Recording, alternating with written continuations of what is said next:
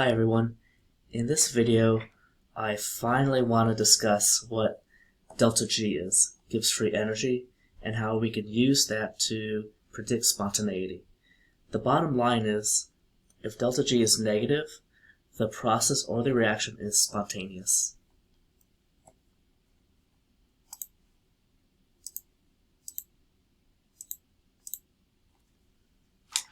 Let us derive delta G.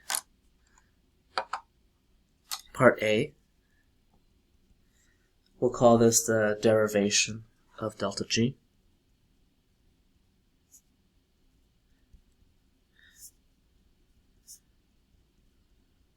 We'll talk more about what exactly delta G is a little bit later. Let me write down a couple equations that you should know already from previous videos. The delta S of the universe equals delta S of the system plus delta S of the surroundings. We all know that equation. Let's put this in a box.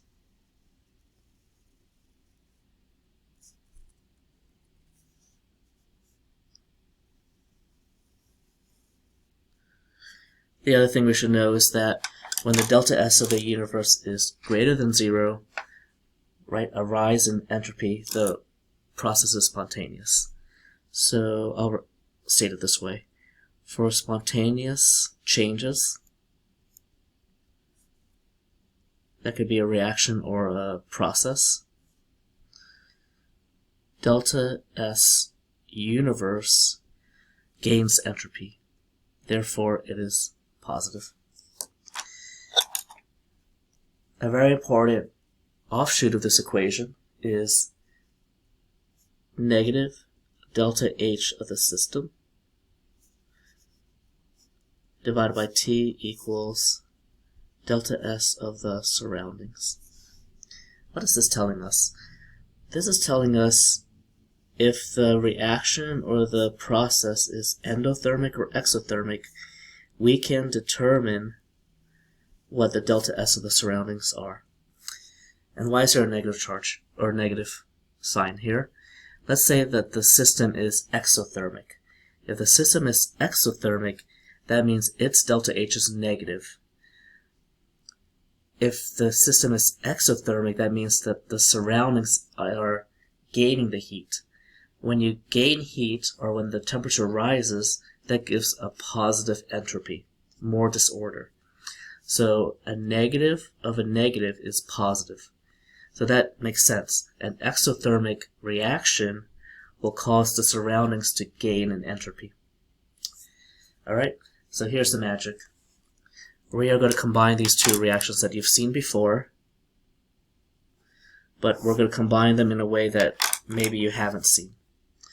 So here we have delta S of the universe equals, now we're going to replace the surroundings with this term here, and I'm going to do that first. So I'm going to do the delta S surroundings first, but I'm going to replace it with delta H of the system divided by T plus the delta S of the system. Does that substitution make sense? And then I'm going to multiply every term by T. And let me just double check this. Actually, I'm going to multiply every term by negative T. Multiply by negative T. So now I get negative T delta S of the universe equals delta H of the system plus, but it's a negative T delta S of the system.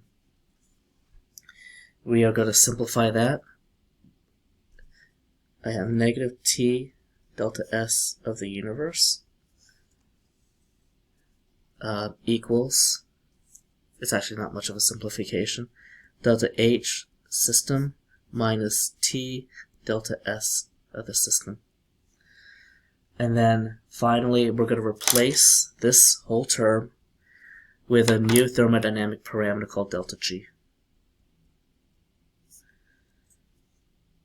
So T delta S of the universe, we're going to make that delta G equals delta H, and then I'm just going to get rid of the system, minus T delta S. So if you have a reaction, and you know delta S, and you know delta H of the reaction, you will know delta G of the reaction by doing this equation. And that's the equation that I would memorize. Okay. So let's do a couple of bookkeeping things. Delta G, that is typically going to be in kilojoules per mole. Delta H, kilojoules per mole again. T will be in Kelvin. Delta S, when you look up delta S on a table, typically it's going to be joules per mole dot Kelvin. But since we want to match the other energy units, you're going to convert and make sure that delta S is kilojoules per mole dot K. You notice that the K's cancel out, and now we have kilojoules per mole for every term. Another thing is, if you kept track of the sign, you will realize that while delta S of the universe is positive for spontaneous processes, once we get to the very end here, it's when delta G is negative. When delta G is negative, the reaction or process is spontaneous. But we're going to switch now to reaction. The reaction is spontaneous. Okay. So this delta G has a special name. It's called Gibbs free energy.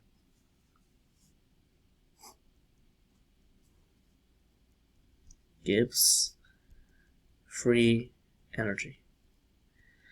Historically, what people thought of Gibbs free energy was the available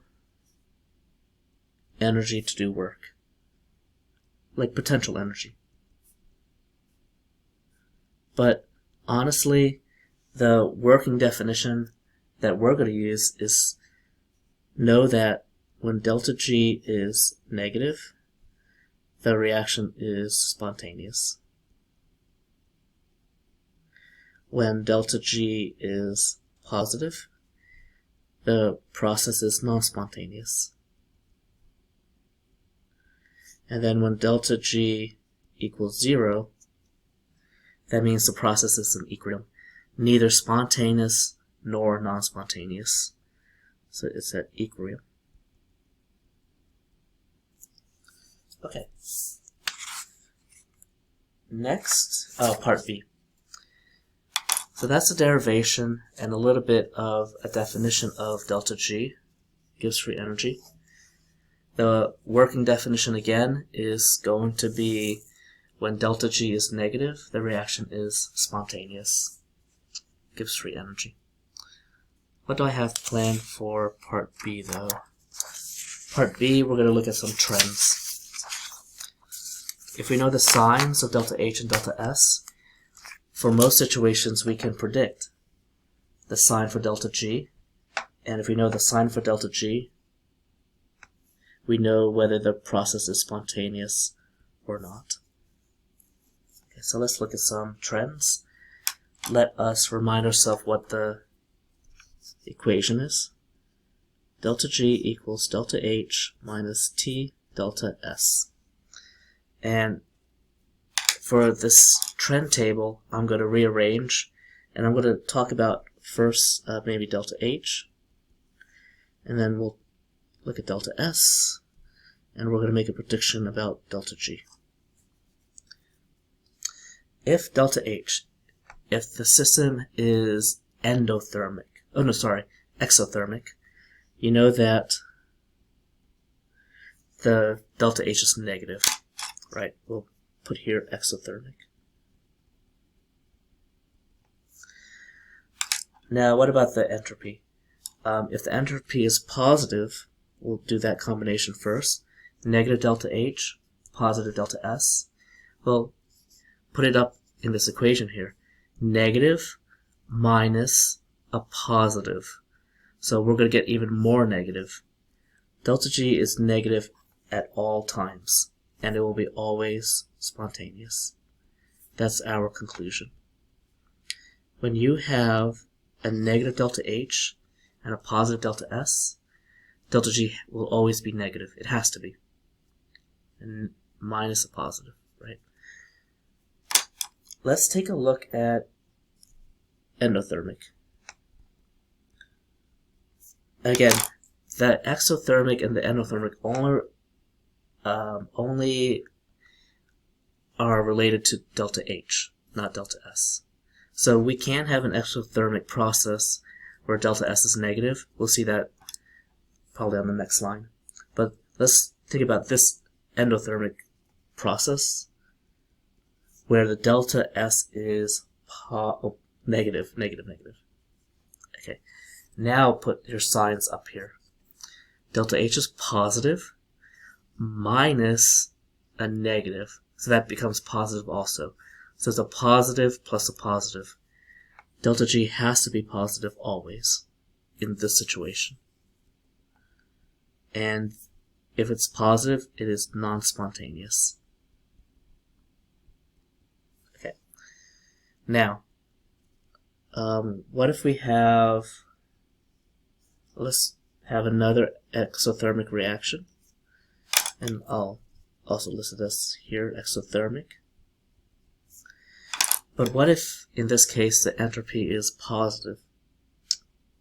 No. What if, in this case, it's negative? So we have a negative and a negative.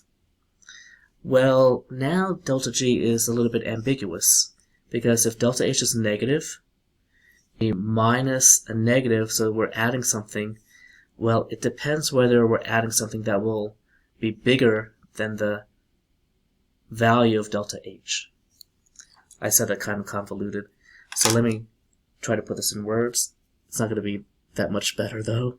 If T is small, right? If T is small, that means that the absolute value of negative T delta S is going to be smaller than the absolute value of delta H.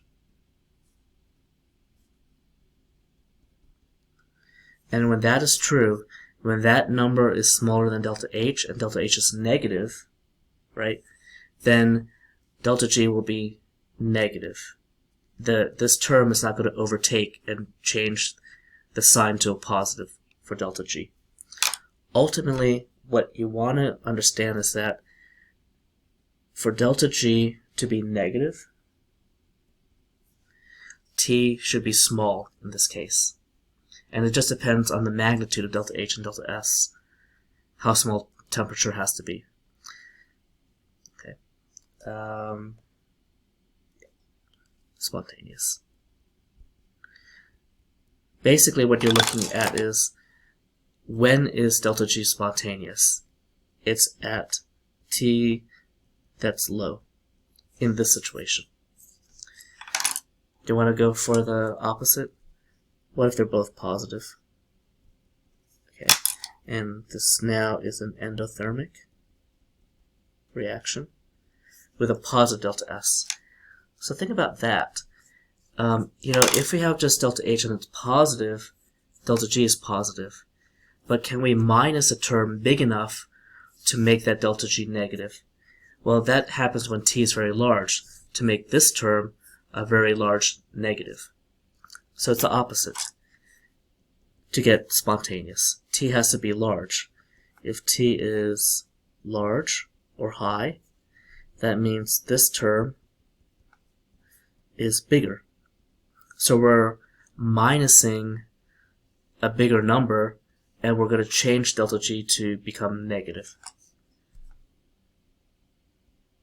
I really hope that makes sense. I think what's best is you jump into problems where you substitute numbers, okay, and see what happens. But here in this case, delta G is negative and spontaneous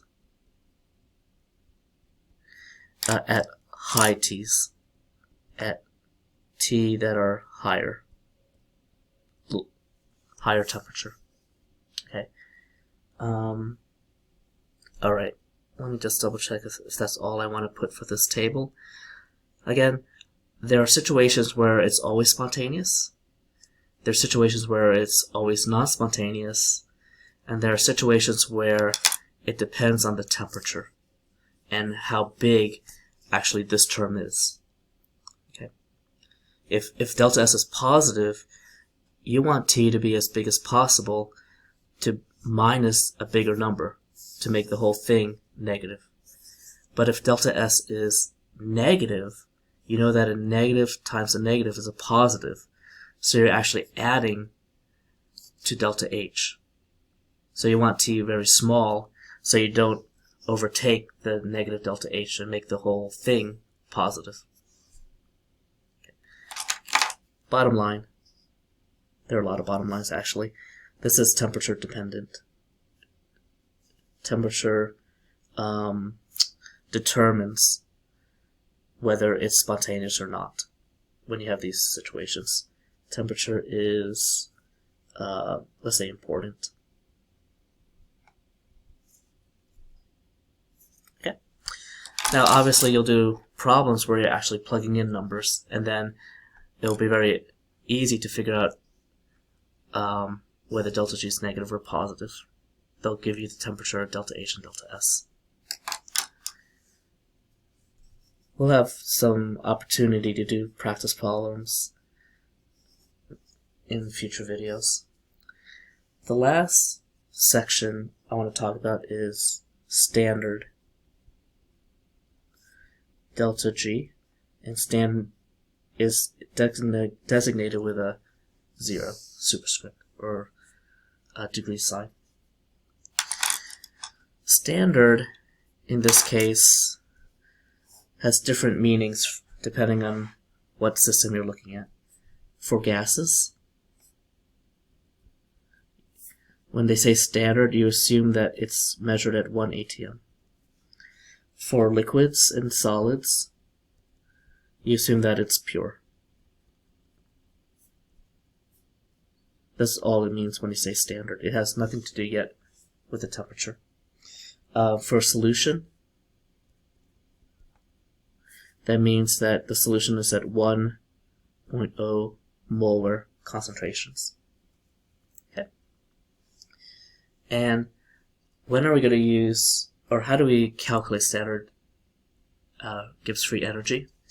Let me give you another equation, but you've seen this before with delta H. Delta G standard of a reaction equals the summation of the delta G of formation, standard formation of the products. It's going to be products minus reactants. Summation of the delta G of formations of the reactants. And then you make sure you multiply each term by the coefficient. So you'll need the chemical equation to see what the coefficients are. Typically you'll have a table, or you'll be given values for the formations of each product and each reactant.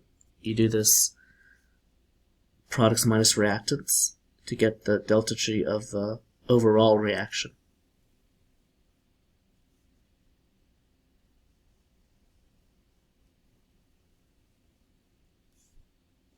Okay, no big deal. You've seen that, and you've done that with delta H before.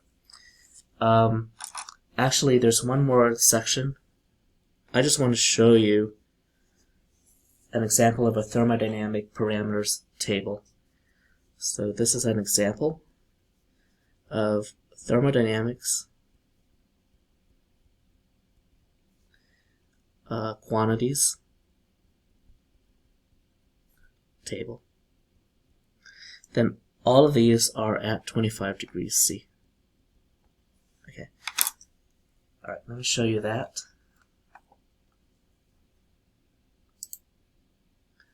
Here's a typical standard thermodynamic quantities table for substances at 25 degrees C. I'm showing you this because I want you to get used to what is available and what are the units. So you do see that these are heats of formation. Delta H of F, delta GF, okay, that gives free energy formation. But for entropy, you can get the true value of entropy. It doesn't have to be a difference or a delta. And so we have S naught for the standard. Look at aluminum. You know that when the element is in its standard state, the delta H of formation is 0. Same thing for delta G, 0. But it's very rare for a substance to have 0 entropy. So here we have an actual number. It's non-zero. And then, you've seen some of these other trends. Like here, we make the solid to a gas, which is a non-standard form of aluminum. So the delta H of formation is positive, right? You need to add energy to do that. Same thing with the delta G of formation, and here's the entropy.